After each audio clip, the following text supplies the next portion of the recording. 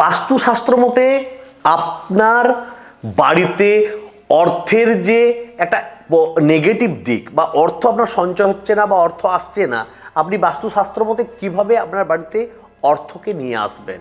লক্ষ্মী চঞ্চলা, অর্থ কিভাবে আপনার জীবনকে প্রভাবিত করবে, সুন্দরভাবে নিয়ে যাবে, তার জন্য অবশ্যই আপনাকে বাড়ির উত্তর দিকে মানি প্ল্যান্ট লাগাতে হবে এবং দেখতে হবে গাছটির হলুদ পাতা যদি হয়ে থাকে সে পাতাগুলিকে কেটে ফেলে দিতে হবে। 2 নম্বর কী করতে হবে, আপনাকে নৈঋত কোণে, রান্নাঘরের নৈঋত কোণে আপনাকে পেঁয়াজের স্থান রাখতে হবে।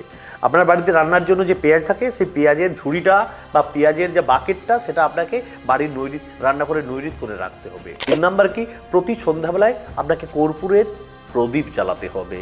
আর কি করবেন না, আপনি আপনার ড্রয়িং রুমে বা বসবার ঘরে কি করবেন, এটা সাদা পুটলিতে কিছু কর্পূর, লং, এলাচ এবং ফিটকিরি রেখে তা কোনো দেওয়ালে, দক্ষিণ দিকের দেওয়ালে ঝুলিয়ে রাখবেন। এই কাজগুলি করুন আর দেখুন আপনার আর্থিক নিয়ে যে নেগেটিভিটি তা থেকে আপনি উদ্ধার হবেন বা তা থেকে আপনার মুক্তি হবে।